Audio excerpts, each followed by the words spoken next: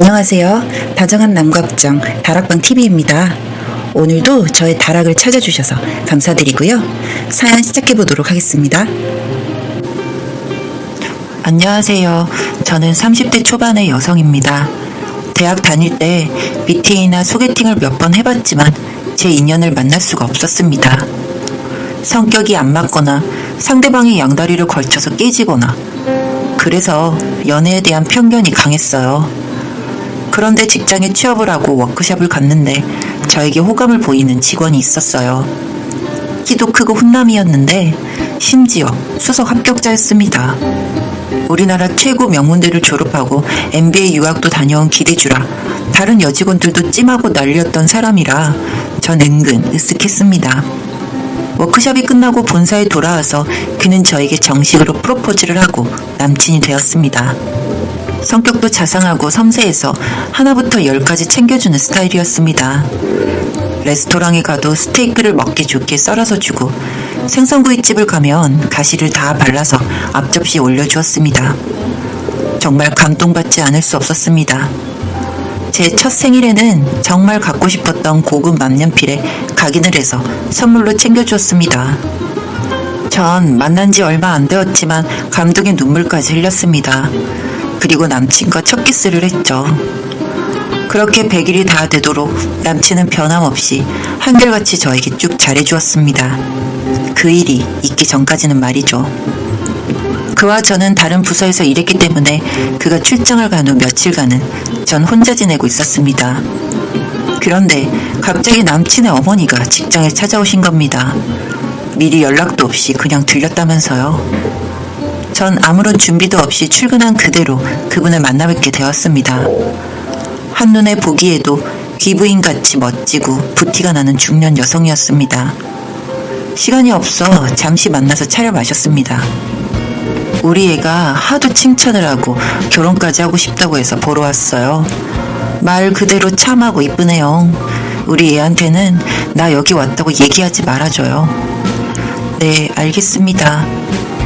그렇게 알 수 없는 만남은 끝이 나고 전 사무실로 돌아와 계속 일을 했습니다.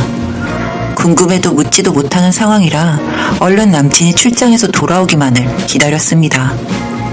제가 알기로는 직장 앞에 있는 원룸 오피스텔에서 자취를 하고 있었는데 그럼 전화로 제 이야기를 자주 했다는 말인데 한 번도 제게 부모님에 대해서 얘기를 꺼낸 적이 없었거든요.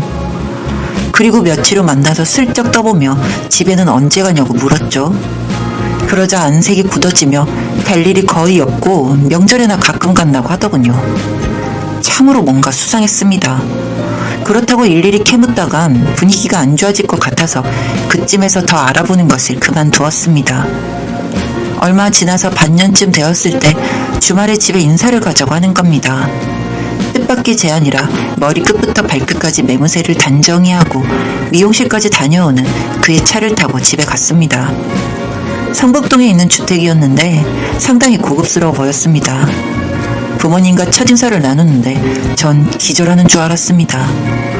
아버님은 남친과 분위기도 얼추 비슷했고 중후하고 젠틀한 분이셨는데 어머니는 제가 만난 그분이 아니었습니다.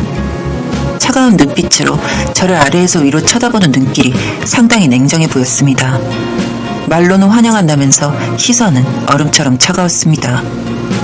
점심을 먹고 차를 마시는 동안 전 긴장하고 있다 보니 조심스러울 수밖에 없었습니다. 그 짧은 순간 동안 도대체 제가 만난 그 여인은 누구인지 남친과는 어떤 관계인지 궁금했습니다. 집에서 나와 둘만의 시간을 갖게 되면서 그는 제 손을 잡아주었고 이제는 편히 있으라며 머리칼을 쓰다듬어 주었습니다. 전 정말 혼란스러웠습니다. 그날 일을 말할 수도 없고 그렇다고 이렇게 답답한 채로 계속 만나야 하나 이러지도 저러지도 못하는 상황이었죠. 그는 저를 집에 데려다 주고 갔습니다. 그날 밤 고민을 거듭하다가 친한 친구에게 연락을 해서 만났습니다. 고등학교 동창이었는데 산전수전 공준전까지 겪은 친구라 인생 상담을 하기에는 최적의 상대였습니다. 맥주 한 잔을 하면서 피로도 풀고 친구와 긴한 이야기를 주고받았습니다. 내가 만나는 그 사람은 누구였을까? 궁금해. 딱 견적 나오는데 뭘 모르는 척하고 그래? 진짜 모르겠다니까. 남친 어머니가 세컨드이거나 지금 엄마라고 받는 여자가 그렇든가 둘 중 하나네. 뭐라고? 세컨드? 그럼 첩이라는 거야? 내가 보기엔 지금 본처라고 앉아있는 그 여자가 첩 같은데. 그냥 돌직구로 물어봐. 뭘 망설여. 그렇게 치명적인 사연을 어떻게 물어봐. 내가 대신 물어봐줘. 술이나 마시자. 파이팅해 친구. 며칠 후 남친과 저희 집 근처에서 와인을 한 잔 마시면서 이런저런 대화를 나누다가 정말 고심해서 그 문제를 물어보았습니다. 얼마나 긴장을 했던지 손바닥에 땀이 흥건했을 정도였죠. 남친은 제 질문에 잠시 침묵하다가 입을 열었습니다.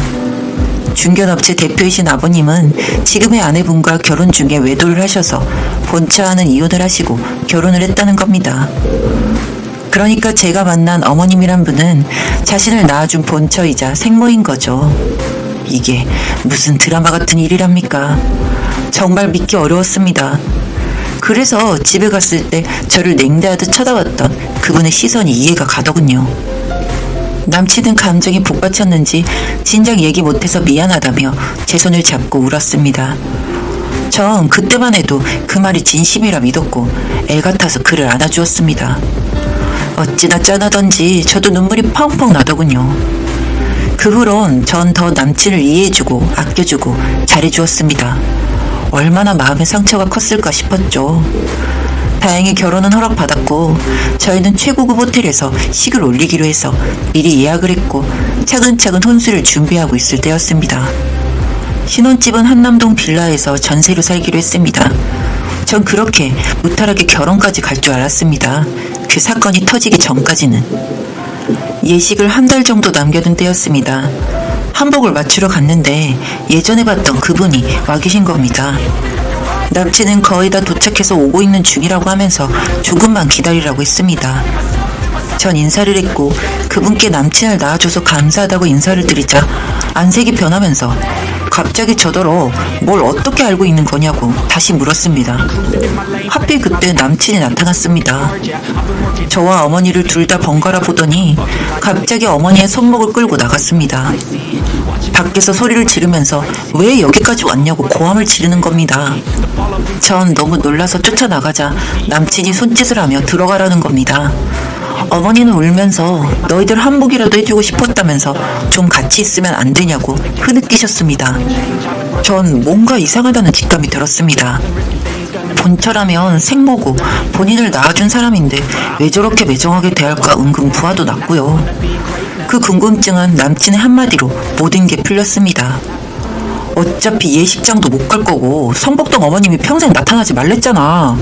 엄마가 진짜 날 위암나면 아들 인생 앞길 막지 마. 첩 자식이란 말 지겹게 들으면서 컸어. 회사 물려주신다면서 나 3살 때부터 거둬 키운 부모님이야. 엄마 지금 또 남의 남편 뺏어서 그 짓거리 하잖아. 제발 그러고 살지 마. 자식 얼굴에 똥칠하고 싶어? 전 그 이야기를 듣자마자 그 자리에 주저앉고 말았습니다. 남친은 저를 속였던 겁니다. 본처는 인사드리러 갔을 때 절 냉대했던 그분이고 제게 친절하게 대해주며 입안에 혀처럼 굴었던 여인은 소위 세컨드라는 첩이었습니다. 저는 첩의 아들을 사귀었던 거고 결혼까지 약속한 것이었습니다. 남친의 조건이 그렇게나 좋았는데 왜 그 집에서 반대도 없이 허락했나 그것도 신기했고 저를 그렇게 좋아해주는 것도 이해가 갔습니다. 평범하지만 교수 집안이라는 것도 메리트가 있었겠죠. 속은 것도 분있지만 생모라는 사람이 분명 시어머니 대접을 받으려고 쌩 난리를 칠 게 뻔히 보이는 혼사였습니다. 남친을 사랑한 건 분명했지만 그 세컨드 출신의 시어머니는 내내 속썩일 것이 눈에 보이는데 차마 결혼을 할 수는 없었습니다. 성북동 시부모님들도 저를 진심으로 위하는 것 같지도 않았고요. 저도 맞선을 가든 소개팅을 하든 꼴리는 조건도 아닌데 굳이 이런 집에 시집을 가야 하나 회의가 들었습니다. 결국 전 남친에게 이별을 고했고 파혼을 했습니다. 그러자 그 첩이라는 여자가 회사까지 찾아와서 뒤집어 엎고 제 머리채를 잡으며 자기 아들 마음 아프게 했다며 쌍욕을 시전하길래 제가 첩이면 첩답게 굴어 세컨드 주제에 아들한테 거짓말이나 시키고 이거 안 놔? 하면서 저도 그 손을 뿌리쳤습니다. 사내 커플인데 그 꼴을 보이고 회사를 더 다닐 순 없었습니다. 전 뒤도 안 돌아보고 퇴사를 했고 남친도 사표를 냈다고 들었습니다. 그 후엔 어찌 되었는지 모르겠지만 전 제 선택을 후회하지 않습니다. 겉으로 보이는 조건은 좋았지만 그 남자 마음의 상처를 떠안을 그릇이 못 되었으니까요. 저는 지금 새로운 연인을 만나 사랑을 키워가고 있습니다. 진심으로 행복하고 결혼도 추진 중입니다. 평탄한 환경에서 자란 남자라서 더욱 안심이 됩니다. 긴 글 읽어주셔서 감사드립니다.